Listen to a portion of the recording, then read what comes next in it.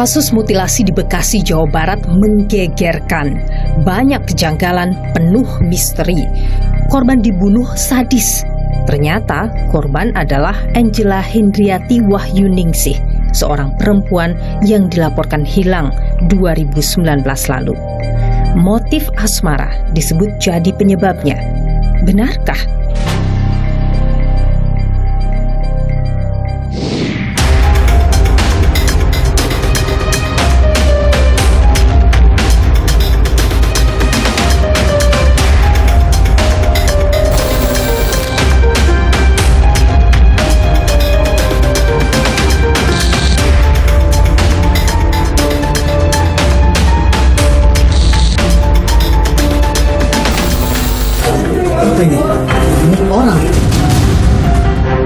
Memang sementara dari pengakuan tersangka ini motifnya ya terkait dengan asmara ya.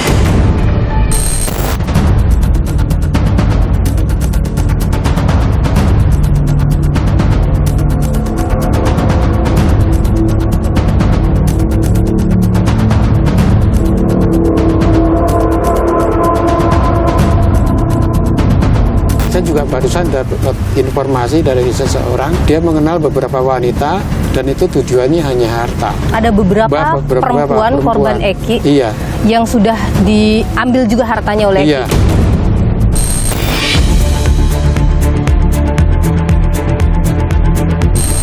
Saya coba untuk cari tahu informasi soal tempat tinggalnya. Permisi Pak, nama Eki pernah dengar nggak Pak? Informasinya soalnya tinggalnya di sini katanya bersama istrinya Zahra. Pernah dengar Pak? Anda menilai bahwa proses mutilasi yang dilakukan, menyimpannya di dalam kontrakannya itu adalah bentuk kepanikan akan situasi yang dia hadapi. Kalau sekedar memaksa untuk menikahi, relatif mudah pula untuk ditolak. Lari saja sejauh-jauhnya, maka niscaya si perempuan tidak akan bisa memaksakan kehendaknya. Yang saya khawatirkan, dan ini perlu diinvestigasi lebih jauh oleh pihak kepolisian adalah Saudara, polisi sudah mengungkap identitas dari jenazah perempuan yang ditemukan dalam kontrakan milik Eki. Ia bernama Angela, berusia 54 tahun. Bagaimana kasus ini terbongkar? Dan benarkah ada hubungan khusus antara Angela dan Eki? Berikut saya hadirkan informasinya untuk Anda.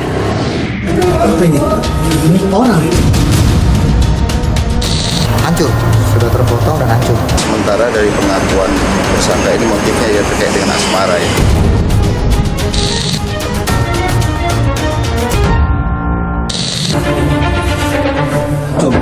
Masyarakat digegerkan dengan temuan potongan tubuh manusia yang terbungkus rapi dalam sebuah rumah kontrakan di Kampung Buaran, Desa Lambangsari, Bekasi, Jawa Barat.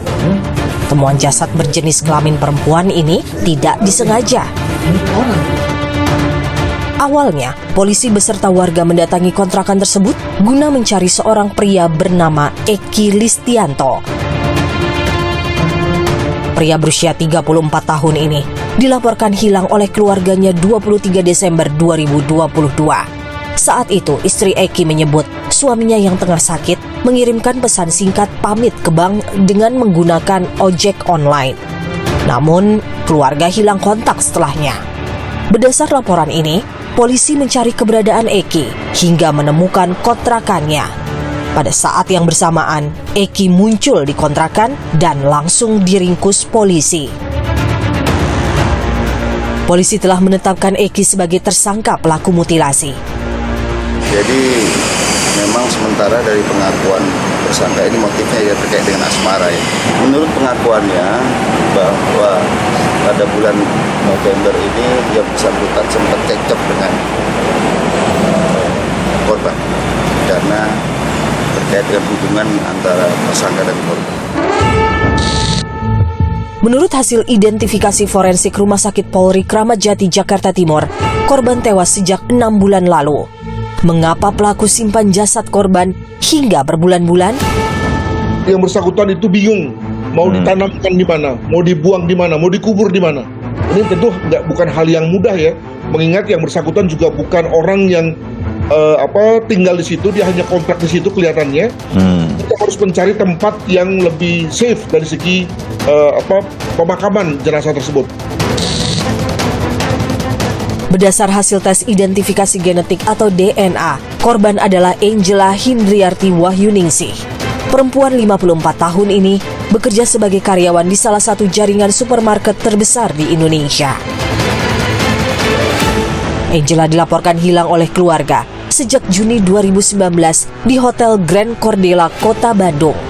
3 tahun perjuangan keluarga mencari Angela, namun tak menemui titik terang, hingga akhirnya polisi mengungkap temuan jasad termutilasi di Bekasi. Disebutkan oleh keluarga, Eki adalah orang terakhir yang memiliki hubungan dengan Angela. Saat korban menghilang, keluarga bahkan sempat bertemu dengan Eki untuk menanyakan keberadaan Angela. Beliau hanya mengatakan belum lama sudah tidak pernah ketemu dengan adik saya, Ibu Angela itu kurang lebih 3-4 bulan. Sejumlah bukti temuan barang dalam kontrakan Eki pun mengindikasikan bahwa barang tersebut milik Angela, di antaranya sebuah seragam kerja berwarna oranye. Benarkah motif asmara satu-satunya yang melatar belakangi pembunuhan keji ini? Bagaimana soal kepemilikan apartemen Angela yang disebut keluarga berpindah tangan ke pelaku sejak korban menghilang? Dan siapa sosok perempuan yang ditemukan bersama pelaku saat proses penangkapan terjadi? Niluh mencari jawaban. Saya sudah bersama dengan kakak dari Angela, Pak Toriono Wahadi. Pak Toriono, terima kasih sudah bersama Niluh. Sehat selalu. Sehat. Ya, Bu Angela, adik Anda, ini sudah hilang dari 2019. Iya. Dan Anda sempat mencari juga kemana-mana. Iya. Dalam proses pencarian itu bahkan Anda berkomunikasi dengan Eki. Iya, betul. Apa yang waktu itu terjadi, boleh diceritakan, Pak? Waktu itu saya dengan kakak sepupu saya janjian untuk ketemu di stasiun Gambir, dan beliau mengatakan kalau dia juga sudah lama tidak ketemu dengan adik saya.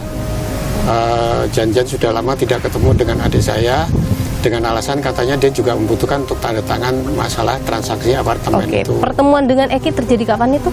Sekitar bulan Juni-Juli lah kurang 2019. Oke, itu berapa lama setelah Ibu Angela menghilang? Kurang lebih 2 bulan. 2 bulan setelah. Iya. Bapak mengenal atau keluarga Bapak ini memang mengenal sosok Eki ini? Tidak. Saya tidak kenal dengan siapa pelaku itu, siapa sosok itu Eki. Kenal. Sampai kemudian terjadi pertemuan, kenapa? Bagaimana ceritanya itu? Karena sebelumnya kita menyelidiki ke kantor adik saya dan ketemu dengan sahabatnya. Kemudian sahabatnya itu memberikan informasi kalau ada hubungan asmara dengan yang namanya Eki itu. Kemudian dikasih nomor kontaknya. Terus kakak sepupu saya mencoba untuk menghubungi dan mengadakan perjanjian pertemuan. Apa yang dibicarakan waktu itu, Pak? Pada waktu itu beliau hanya mengatakan belum lama sudah tidak pernah ketemu dengan adik saya, Ibu Angela itu kurang lebih 3-4 bulan. Oke. Pada saat pertemuan itu ada hal yang Bapak curigai mungkin dari Eki? Kalau menurut pribadi saya hanya menganggap dia adalah seorang profesional yang terbiasa untuk melakukan kebohongan. Jadi waktu itu Bapak sudah berpikir dia bohong? Iya. Apa yang dari sosok Eki yang sampai Bapak yakin dia ini bohong nih kayaknya? Karena menurut dari informasi teman-temannya, itu beberapa bulan sebelumnya itu dia sudah ketemu dengan adik saya di apartemen. Gitu loh. Apartemen milik adik saya gitu. Tapi dia mengatakan kalau sudah 3-4 bulan nggak ketemu, itu kan suatu kebohongan. Cuman karena kita ngetes kejujurannya dia, ya kita diam aja, nggak ngomong terus terang. Dan saya juga pernah dapat info dari security apartemen itu seperti itu juga sama. Bahwa Eki ini sudah sering berada di situ, di apartemen itu. Ada soal peralihan kepemilikan apartemen milik Ibu Angela. Iya. Oke. Apa yang Bapak tanyakan soal apartemen ini kepada Eki? Kita menanyakan pengalihan apartemen. Dia mengatakan benar, katanya sudah ada perjanjian, dan dia juga mengatakan katanya sudah membayar ke adik saya itu Ibu Angela dengan cara tunai, nggak lewat transfer, sebesar 850 juta. Nah, saya mencurigai pihak keluarga itu dari mana ia mendapatkan 850 juta itu untuk membayar apartemen, padahal sebelumnya dia pernah bilang minjam uang kepada adik saya Angela itu untuk bayar pajak mobil. Nah gitu. Terus keduanya sebelumnya lagi itu dia pernah pinjam uang ke adik saya untuk perbaikan mobil. Lah logikanya kita pihak keluarga itu mempertanyakan, untuk pajak mobil atau servis mobil aja dia pinjam ke adik saya, bagaimana mungkin dia memiliki uang sekian banyak untuk membayar sebuah apartemen Secara tunai bahkan. secara tunai bahkan. Bapak tahu dia pernah meminjam uang ke adik Bapak itu dari mana? Dari adik saya sendiri. Oh, bercerita. Iya. Oh, artinya soal informasi yang beredar bahwa adik Anda punya hubungan dengan Eki itu benar, Pak? Nggak mengatakan kalau dia punya hubungan, hanya dia mengatakan kalau dia punya teman gitu. Terus masalah dana itu juga adik saya cerita, teman sahabatnya di kantor juga cerita Bahwa ada proses peminjaman uang gitu. itu. Setelah pertemuan itu terjadi, ada lagi pertemuan lanjutan dengan Eki? Nggak ada. Itu yang pertama kali dan yang terakhir kali. Dia tidak pernah menghubungi, karena ada janji ya Pak dari dia akan menghubungi kalau misalnya mendapat informasi soal Angela. Iya. Tapi tidak dilakukan. Tapi nggak dilakukan. Oke. Dan akhirnya setelah itu putus hubungan dengan Eki. Putus hubungan. Oke. Menurut keyakinan dari keluarga nih Pak, kapan kira-kira Ibu Angela itu dibunuh? Kalau menurut keterangan ke pihak kepolisian, hasil forensik itu antara 8 sampai 15 bulan yang lalu. Sekitar 8 bulan yang lalu, Iya. atau sekitar 1 tahun lebih yang iya. lalu ya? Iya. Waktu itu artinya dia belum dibunuh. Apakah dia kabur sengaja menghindar dari keluarga atau sengaja disembunyikan? Keyakinan Bapak? Kalau menurut pribadi saya, adik saya nggak punya niat untuk kabur atau menyembunyikan diri dari pihak keluarga. Menurut pribadi saya ya disembunyikan, kemudian dengan tujuan ekonomi lah, harta. Anda menduga ia Iya. sengaja dijauhkan dari keluarga oleh Eki karena pada saat itu? Mungkin si pelaku beranggapan, ini Bu Angela nggak punya keluarga, hidup di sini cuma sendirian dengan anaknya. Mungkin beranggapan seperti itu. Dan setelah kita mencari informasi ke sana kemari, mungkin wah ini banyak keluarganya. Nah, kita berpikiran dia ada tujuan untuk menyembunyikan itu. Oke. Nah, supaya dia untuk dalam rangka pengambilan harta adik saya itu bisa aman gitu loh. Kalau menurut Lebih pribadi mudah saya gitu gitu. ya? Iya. Apakah Ibu Angela tipikal yang mudah marah misalnya, atau lebih cenderung penurut misalnya dengan pasangannya? Dia itu dia kalau ada sesuatu yang nggak sesuai, dia juga bisa protes, bisa marah. Jadi dia bisa bersikap tegas terhadap keluarga atau terhadap suaminya atau anaknya. Mungkinkah pembunuhan ini karena mungkin juga ada amarah yang muncul dari Bu Angela, atau akhirnya pihak Eki-nya merasa terancam sampai pembunuhan itu terjadi? Kalau menurut keterangan polisi saya dapatkan dari pihak kepolisian kemarin itu, pada awalnya adik saya Ibu Angela itu menuntut untuk dinikahi. Tapi karena si pelaku memiliki seorang istri, dia nggak mau menikahi, akhirnya dicekeklah adik saya. Itu yang saya terjadi. dapatkan informasi dari pihak kepolisian. Ibu Angela dengan Eki sempat berencana menikah, itu betul? Saya nggak tahu itu. Soalnya kan nggak ada cerita kalau ada hubungan asmara, saya juga taunya dari teman dekatnya. Itu. Tapi ini baru aja ada informasi si pelaku itu katanya banyak pacarnya gitu loh. Dan tujuannya hanya untuk memiliki harta. Oke. Baru Anda aja. mencurigai bahwa ada Ada soal sangkut penguasaan pautnya dengan apartemen. pembunuhan itu? Iya. Saya yakin itu ada motivasi untuk memiliki atau menguasai harta. Dulunya Ibu Angela tinggal di apartemen itu hanya berdua ya dengan putrinya? Dengan putrinya, iya. Oke, dan waktu itu belum mengenal Eki atau sudah?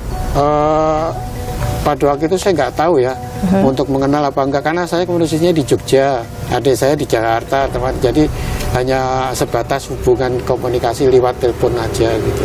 Ibu Angela hanya punya tempat tinggal satu-satunya di Jakarta, Iya. apartemen itu. Iya. Jadi Iya. tidak mungkin rasanya Ibu Angela menjual apartemennya.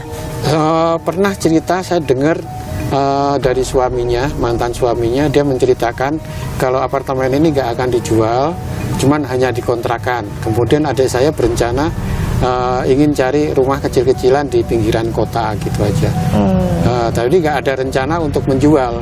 Oke. Gitu loh. Makanya ketika ada pengalihan apartemen, kita keluarga juga bingung. Tapi si pelaku kan kita mintain informasi, interogasi, nggak pernah mengakui awal mulanya atau kronologinya kenapa bisa kejadian seperti itu. Dalam proses sudah tidak berkomunikasi dengan Eki, proses pencarian pihak keluarga terhadap Angela berlanjut. Sudah kita usahakan ke Polsek Setiabudi, sudah kita usahakan ke kantor Superindo Layar, sudah diusahakan ke Polda Jabar, itu tapi belum ada kabar baik dari mereka semua. Terakhir Ibu Angela lost contact atau hilang kontak itu adalah ketika sudah keluar dari salah satu hotel di Bandung. Iya. Selesai bertugas ya Pak ya? Iya. Bapak sempat mendatangi pihak hotel untuk menanyakan apakah Ibu Angela misalnya waktu itu sendiri atau bersama orang lain? Ya, sudah pernah saya datangin ke hotelnya dan dari pihak hotel mengatakan sendiri. Nah, terus kita tanyakan CCTV-nya juga katanya, tapi sudah kehapus CCTV. Pada waktu itu Ibu Angela, adik saya itu ditawarkan untuk dijemput oleh driver kantor, tapi tidak mau. Nah, terus nggak tahu untuk selanjutnya dia keluar hotel dengan menggunakan armada apa, tidak ketahuan.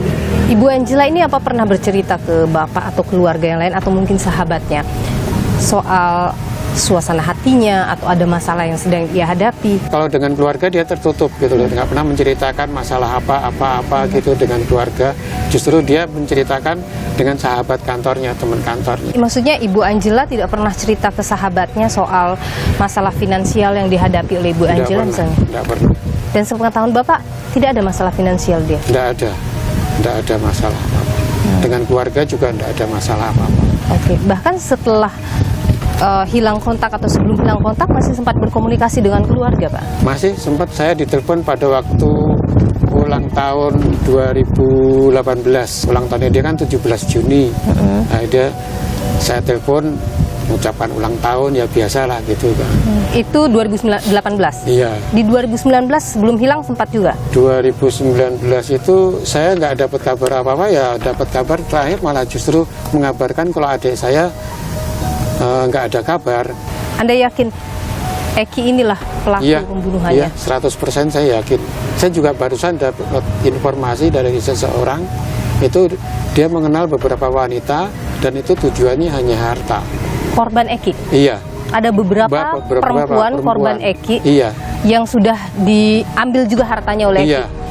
Oke, ini informasi yang Anda dapatkan. Iya. Setelah 3 tahun keluarga mencari Angela, ditemukan dalam kondisi seperti ini, apa yang kemudian sekarang ini jadi pembicaraan di keluarga? Iya, kita semua sangat shock ya, sangat tidak menyangka, sangat kaget sekali, tidak menyangka yang pada waktu kita ketemu di stasiun Gambir itu dia adalah seorang yang sangat halus, sangat sopan. Ya intinya tidak menyangka kalau dia begitu kejam, begitu sadis bisa melakukan itu semua dengan adik saya gitu. Ibu Angela ini anak keberapa Pak? Nomor 4, anak bungsu. Ibu Angela ini seperti apa sih sebenarnya kesehariannya Pak? Dia supel, punya rasa tanggung jawab yang tinggi kalau bekerja, tapi dia sangat tertutup dengan keluarga. Apa harapan Anda Pak? Ya harapan saya pelaku bisa dihukum seadil-adilnya. Kalau bisa terus terang jujur pribadi saya menginginkan pelaku bisa dihukum mati gitu. Karena dia sangat kejam, sangat sadis sekali terhadap adik saya. Saya sebagai kakak kandungnya sangat shock, sangat kaget sekali, nggak menduga kalau adik saya akan mengalami hal seperti ini. Gitu. Adik yang Bapak sayangi? Iya betul. Tiba-tiba ditemukan dalam kondisi seperti ini. Dalam kondisi seperti ini. Shock sekali, ya, kaget. Saya pada waktu menerima kabar dari pihak Polda itu tidak karu-karuan saya rasanya. Ya. Pak Turyono Wahadi, kakak dari Ibu Angela, terima kasih sudah berbagi informasi di Niluh. Sehat selalu Pak Turyono. Terima kasih.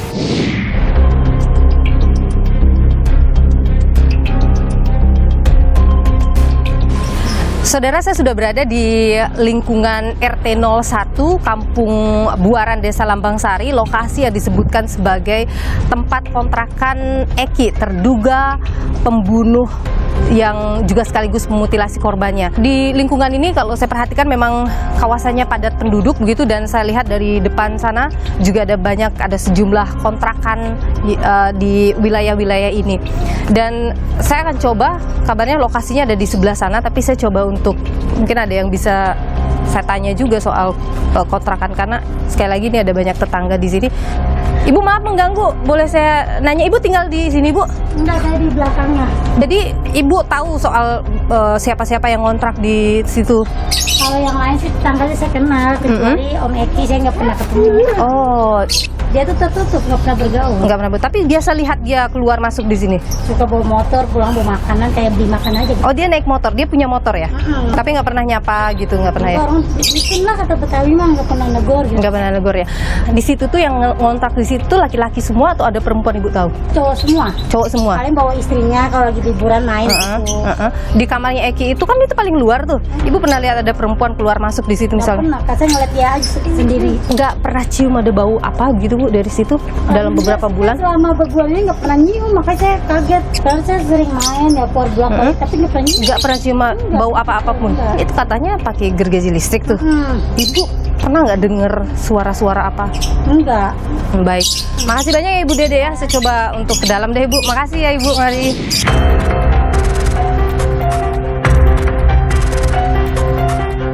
Saudara, saya sudah berada di lokasi tempat penemuan jasad perempuan yang dimutilasi, ditemukan pada penghujung 2022. Lokasinya adalah di Kampung Lambang Sari, Buaran.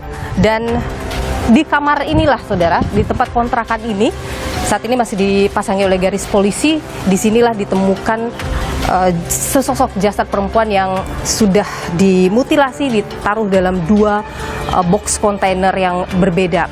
Penemuan ini sebenarnya adalah penemuan yang tidak disengaja, karena sebelumnya polisi mendatangi lokasi ini untuk mencari seorang laki-laki bernama Eki yang dilaporkan oleh istrinya sudah hilang sejak 23 Desember 2022. Dalam proses pencarian tersebut, polisi mendapatkan bukti-bukti yang mengarah bahwa saudara Eki ini tinggal di kontrakan ini. Ada 6, ini adalah kamar nomor 6 kontrakan ini. Memang sangat sepi sekali hari ini saya datangi, saudara. Dan kemudian saat polisi masuk ke dalam, penggerebekan dilakukan bersama dengan Pak RT saat itu, termasuk juga oleh yang menjaga ini. Dalam kamar mandi itulah ada 2 box kontainer yang ditemukan. Ketika dibuka, ternyata ditemukanlah ada jasad yang disebut perempuan. Berikut ini saya hadirkan, saudara, ada hal yang disampaikan oleh Kombes Hengki Haryadi, Dirkrimum Polda Metro Jaya yang menangani kasus ini. Dari TKP kita temukan identitas yang diduga korban, berupa baju kerjanya dari Superindo, kemudian Emtek. Nah, kemudian pengakuan tersangka bahwa jenazah ini adalah jenazah daripada Dr. Anggela ini. Namun sekali lagi rekan-rekan sekalian, kita tidak serta-merta percaya dengan apa yang disampaikan oleh tersangka ini. Kita adakan pemeriksaan secara saintifik.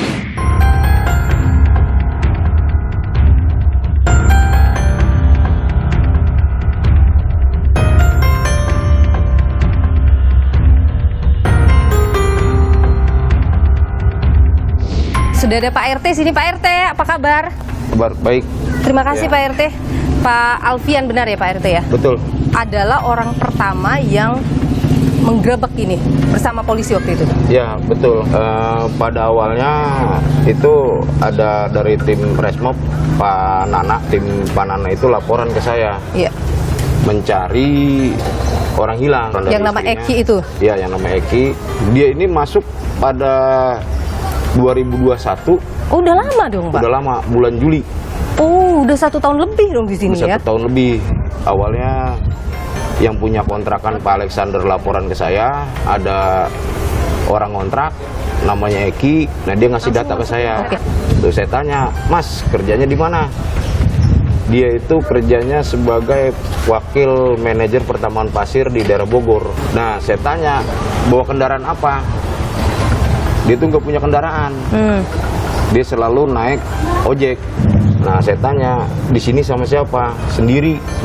Semenjak itu kita tuh nggak pernah saling ketemu. Oke, gitu. tapi tinggal di sini memang? Tapi tinggal di sini. Jadi selalu bermalam di sini? Itu juga nggak tentu.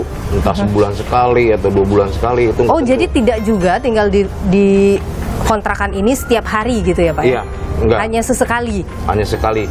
Nah memang orang ini selalu tertutup. Nggak pernah menyapa misalnya? Nggak pernah diskusi, nggak pernah menyapa. Ada cerita-cerita dari tetangga sekitar misalnya dalam beberapa bulan terakhir soal kondisi kontrakan ini, ada perempuan yang datang atau bagaimana Pak? Dari tetangga katanya dia pernah ngeliat itu dia bawa perempuan. Ada yang tinggal di sini, tapi nggak selalu netep gitu. Nah Pak, waktu hari itu penggerebekan dilakukan tanggal 29 ya? Iya. Nah, apa yang tercium di sini Pak waktu itu? Kita cari, Ini di sini terkunci. ada tulisan Eki di pintu. Itu udah dicopot. Oh di sini ya? Jadi tadinya ada tulisan Eki gitu? Iya, ada tulisan Eki, segera hubungi Budiana Budiana itu siapa? yang punya kontrakan. Kenapa ada tulisan itu Pak? Karena dia belum bayar kontrakan 3 bulan. Terus yang punya kontrakan buka pintu ini, pintu kontrakan. Nah kita lihat di ruangan pertama sini ada koper yang udah terbuka tuh, ada tumpukan pakaian campur, itu ada pakaian perempuan. Kopernya besar Pak? Besar, Isinya pakaian wanita semua atau? campur, udah dilepit rapi. Nah, terus pas giliran di tengah itu banyak-banyak berkas. KTP si Eki yang saya lihat itu ada KTP aslinya dia yang dari Bandung. Oke, di situ berstatus menikah? Masih bujangan. Masih bujangan, oke. Status pelajar. Waktu itu Bapak sempat perhatiin nggak berkas-berkas yang ditemukan di kamar kedua itu apa aja? Selain KTP Eki? Ada KTP perempuan. Mungkin Bapak bisa ingat ada yang ada di antara KTP itu yang bernama Angela? Kok kurang paham itu, saya lupa itu. Nggak sempat lihat ya? Iya, langsung saya rapihin, berkasnya ada 3 atau 4 KTP asli itu. 4 KTP asli ini KTP perempuan ada berapa Pak? KTP perempuan itu yang asli ada 3. Jadi 1 Ya. KTP-nya Eki, 3 KTP perempuan? Ya. Terus ada fotokopi KTP, KK, sama akte kelahiran, sama surat-surat itu berkas-berkas. Ada kepemilikan sertifikat apartemen juga katanya? Ya kemungkinan langsung saya serahkan ke Panana. Oke. Nah terus kita buka lagi kamar mandi, nah itu ditemukan. Ada bau nggak ketika masuk kamar mandi waktu itu? Nggak ada. Nggak ada bau sama Nggak sekali ada Pak? bau sama sekali. Kita buka kontrakan juga nggak ada bau sama sekali. Karena di atasnya itu ada taburan kopi, banyak. Dan ada bakaran obat nyamuk. Oke. Ini untuk menyamakan bau mungkin ya? Iya. Oke. Ini juga, ini kan udah dibuka nih, ventilasi udara nih. Tadinya? Kalau tadi ini kan ditutup rapat. Oke, jadi Rapat. seperti kedap suara di dalam ya. Jadi nggak ada suara atau bau yang keluar dari dalam. ada. Ukurannya seperti apa sih Pak box kontainernya? Besar dalam kamar mandi. Nah kita bawa keluar, bukanya juga di situ di samping. Nah itu ada kantong-kantong plastik berlapis kan itu. Oke. Berapa lapis tuh Pak kantong plastik? Satu kantong itu ada 3 lapis atau 4 lapis.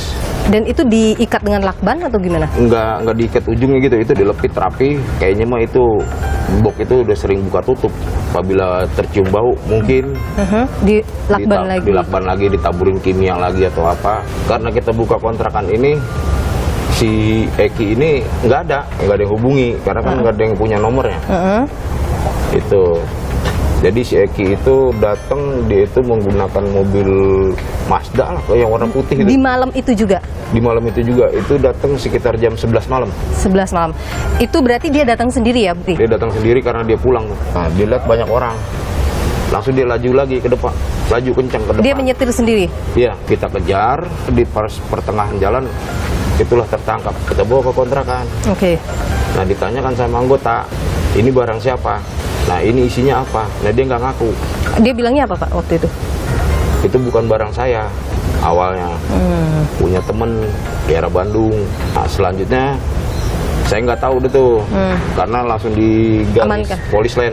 Adakah orang lain misalnya yang mengaku keluarga atau mungkin istrinya Eki begitu? Karena kan istrinya yang mengaku kehilangan Eki ya. Pernah datang mungkin atau pernah dengar-dengar mencari-cari tahu soal Eki di sini? Oh, nggak ada. Baik, terima kasih Pak Alfian, RT 01, Iya. Kampung Buaran, Desa Lambang Sari sudah Iya. berbagi informasi di Niluh. Sehat selalu Pak Alfian. Ya, sama-sama.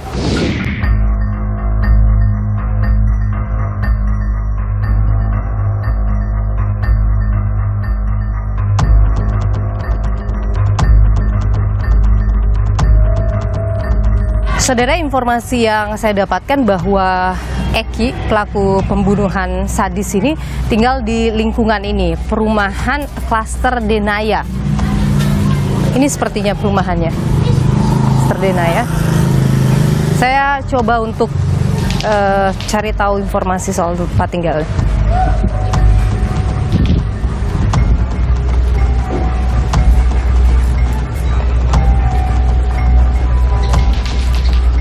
Permisi Pak, saya Nilu dari Kompas TV. Izin, Bapak penjaga di sini? Ya, nama Eki pernah dengar nggak Pak? Enggak. Katanya tinggal di perumahan ini, ada warga Bapak? Ya ada. Nggak ada ya Pak ya? Oke. Jadi nggak pernah tinggal di sini, nggak tahu juga Eki itu? Ya. Informasinya soalnya tinggalnya di sini katanya bersama istrinya Zahra. Pernah dengar Pak? Nggak tahu Pak. Nggak tahu juga ya? Nggak pernah dengar juga ya Pak ya? Baik, baik. Ada banyak Pak rumah di dalam sini? 20. Sekitar 20-an rumah ya? Semua terisi ya Pak ya? Oke. Terima kasih banyak ya Pak. Siapa Pak? Pak Rahmat. Pak Rahmat, terima kasih banyak ya. Mari Pak. Informasi penjaga keamanan, petugas keamanan, tidak ada begitu warga yang tinggal di sini. Dari 20 rumah yang katanya ditempatin tadi ini, nggak ada satupun warga bernama Eki maupun atas nama istrinya Zahra. Saya coba cari Pak RT, apakah benar Eki itu adalah warga di sini? Sosok Eki ini masih misterius. Saya coba untuk menggali lebih dalam soal sosok Eki ini bersama dengan Ketua RT 02 RW 02 Klaster Denaya, tempat tinggal Eki, pelaku pembunuhan mutilasi di Buaran. Sudah hadir bersama dengan saya Pak Suganda, Ketua RT 02. Pak Suganda, terima kasih sudah bersama dengan Niluh. Sehat selalu Pak Suganda. Banyak yang masih bertanya-tanya soal sosok Eki karena dia tinggal di lingkungan Bapak. Bapak pernah bertemu, berkomunikasi dengan Eki ini? Untuk sosok Eki, saya jelasnya kurang memahami. Intinya memang mengenal, tapi hanya sekilas. Tahu saja. Tahu saja. Karena apa? Nama Eki ini adanya di perumahan Denaya. Perumahan Denaya ini tentunya masing-masing ada kata bahasa koordinator maupun dari pihak developernya. Seorang sosok Eki ini saya tidak tahu. Memang pernah ada di wilayah RT 02, namun selama saya mengurus RT ini, yang saya ketahui belum mempunyai identitas RT 02. Tinggalnya di Denaya, itu aja. Tapi menghadap dengan Bapak juga tidak pernah? Dalam hal ini misalnya izin atau menyampaikan bahwa tinggal di lingkungan Bapak, nggak pernah? Sama sekali belum. Termasuk istrinya juga belum? Belum, sama sekali. Jadi sangat tidak mengenal ya? Nah, sangat tidak mengenal. Iya. Ada informasi, mungkin ada yang pernah menyampaikan ke Bapak, tetangga-tetangga atau warga Bapak begitu, soal sosok Eki ini pernah dilaporkan ke Bapak? Sosok Eki belum pernah ada pelaporan apapun. Saya menyampaikan, bahkan berita ini aja saya kaget. Bapak tahunya dari mana Pak? Dari medsos. Semuanya dari medsos. Ketika berita kehilangan, saya kaget. Bapak tahu Eki hilang itu kapan? Hari Jumat kalau nggak salah. Jumat. Sebelum kasus ini atau setelah? Sebelum kasus ini. Ya, itu aja. Oke. Terus kemudian tahu kasus ada mutilasi bahwa Eki pelakunya? Berita di medsos. Medsos lagi. Medsos juga. Gitu aja. Dan dalam proses Eki hilang sampai dengan proses ada kasus pembunuhan itu, adakah pihak keluarga yang mungkin ketemu dengan Bapak atau bertanya ke Bapak? Belum, sama sekali.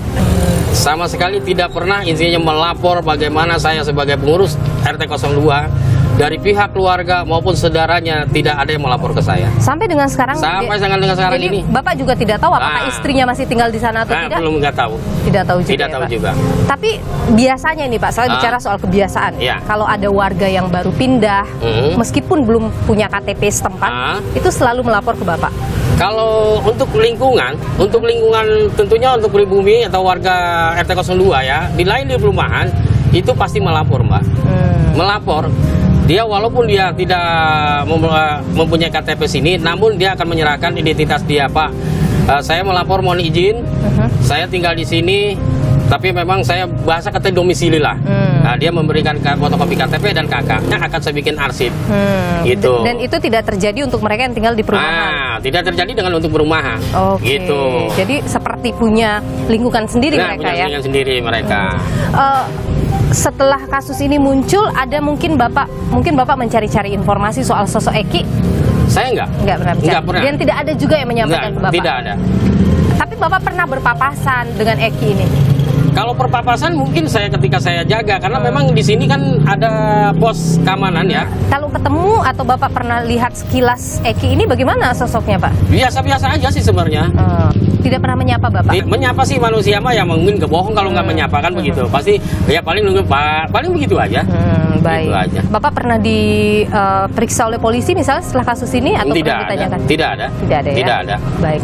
Pak Suganda, Ketua RT 02, Siap. RW 02, Klaster Dinaya. Terima Iya. kasih sudah berbagi informasi di Niluh. Sehat selalu Ya. Pak. Sama-sama Mbak, sehat selalu. Ini orang hancur, sudah terpotong dan hancur. Sementara dari pengakuan tersangka ini motifnya ya terkait dengan asmara ya.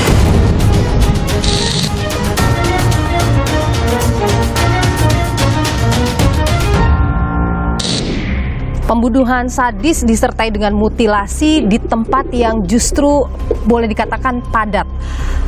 Kemudian ada banyak sekali kejanggalan-kejanggalan dan pertanyaan-pertanyaan yang tentu masih terus ditunggu oleh publik jawabannya.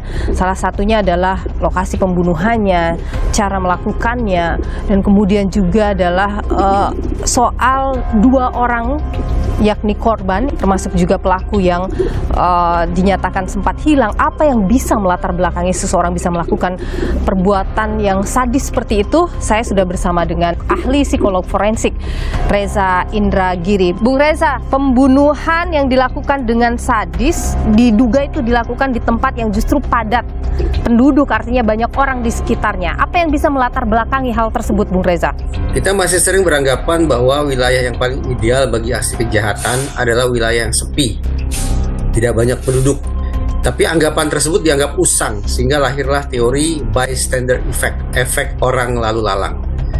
Teori ini justru ingin menjelaskan bahwa semakin ramai orang di suatu lokasi, justru keinginan untuk menolong satu sama lain, keinginan untuk bertanggung jawab satu sama lain, keinginan untuk melindungi satu sama lain justru akan anjlok secara drastis. Bahwa justru sekarang wilayah yang dianggap paling ideal, paling rawan bagi terjadinya aksi kriminalitas memang adalah wilayah yang ramai. Dalam penelusuran saya bahwa korban ini disebutkan punya kedekatan sebenarnya dengan yang diduga oleh polisi sebagai pelaku pembunuhan ini. Apa yang bisa Anda baca di situ yang mungkin melatar belakangi sampai hal tersebut terjadi? Yang paling mungkin menjahati kita justru orang dekat, orang yang kenal dengan baik. Kenapa? Karena orang dekat itulah tahu persis posisi keberadaan kita di mana, kelemahan kita seperti apa. Apakah kita dalam kondisi terjaga, waspada, atau sedang dalam kondisi sakit. Dengan kata lain, apa saja kelemahan-kelemahan yang kemudian bisa dieksploitasi oleh si pelaku kejahatan. Anda menilai bahwa proses mutilasi yang dilakukan, menyimpannya di dalam kontrakannya itu adalah bentuk kepanikan dirinya, kepanikan akan situasi yang dia hadapi. Kalau sekedar memaksa untuk menikahi, relatif mudah pula untuk ditolak. Lari saja sejauh-jauhnya, maka niscaya si perempuan tidak akan bisa memaksakan kehendaknya. Yang saya khawatirkan dan ini perlu diinvestigasi lebih jauh oleh pihak kepolisian adalah, maaf, adakah kemungkinan korban ini sudah berbadan dua? Dalam proses hilangnya korban ini, Bung Reza, keluarga korban ini bahkan sempat bertemu dengan terduga pelaku yaitu Eki dan kemudian berbicara jelas soal pemindahan harta, dalam hal ini apartemen milik korban, dan itu bisa dilakukan dengan tenang oleh Eki pada saat itu. Adakah kemungkinan bahwa penampilan yang tenang, penampilan yang sopan itu justru merupakan salah satu siasat yang dilakukan oleh yang bersangkutan? Nah, kalau itu kita yakini sebagai sebuah siasat, maka justru kita pandang orang ini sebagai orang yang cerdas betul dalam menampilkan tindak tanduknya di hadapan orang lain, calon korbannya. Bu Reza, Anda sempat menyebut bahwa pembunuhan ini bukanlah orang yang profesional begitu. Apa yang Anda gambarkan tentang profesional dan tidak profesional dalam kasus kejahatan seperti ini? Saya tidak membayangkan dia profesional. Saya bayangkan bahwa maksimal pemikirannya adalah sebatas pada menghilangkan barang bukti, yaitu menghilangkan tubuh korban. Namun setelah dia melakukan mutilasi, justru muncul pertanyaan berikutnya yang tidak bisa dia jawab. Ini potongan tubuh korban mau dikemanakan? barang bukti ini mau dilenyapkan seperti apa. Nah, karena tidak ditemukan jawaban atas pertanyaannya itulah, maka saya bayangkan bahwa pelaku memutuskan untuk sekedar menyimpan tubuh korban alias barang bukti di dalam kotak itu saja. Banyak opini yang berkembang yang kemudian menyebut bahwa pelaku ini psikopat nih karena dilihat dari gerak-geriknya selama ini. Apakah bisa kita menilai seseorang berkepribadian tertentu hanya lewat gerak-geriknya kesehariannya saja begitu? Saya pilih kita harus ekstra hati-hati menyematkan sebutan psikopat kepada pelaku kejahatan. Bahwa masalah psikopati ini bukan semata-mata berada pada level perilaku. Psikopati ini adalah cetakan otak dari sananya. Demikian kalau saya sederhanakan. Nah, kalau kemudian pelaku kejahatan terlalu gampang kita berikan sebutan sebagai psikopat, maka ini justru secara langsung kita memberikan bahan bagi yang bersangkutan untuk membela diri.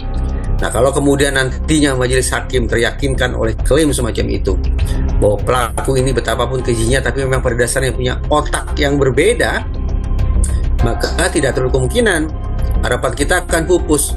Bukan hukuman berat, apalagi hukum mati yang dikenakan kepada si pelaku, tapi justru mungkin hukuman yang diringankan, diganti dengan pengobatan, diganti dengan rehabilitasi. Nah, karena itu sekali lagi hindari penggunaan istilah psikopati terhadap pelaku kejahatan. Baik, Bung Reza Indragiri, ahli psikologi forensik, terima kasih sudah berbagi informasi di Niluh. Sehat selalu.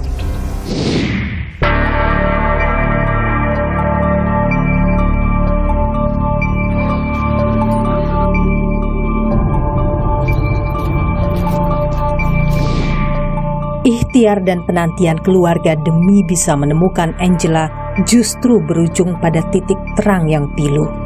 Keluarga berharap pelaku bisa mendapat hukuman setimpal. Sungguh, kasus ini membuka mata. Mawas diri tetap dijaga, bahkan kepada orang yang kita percaya, dan mencintai hendaknya sewajarnya. Saya, Niluh Puspa. Sampai jumpa.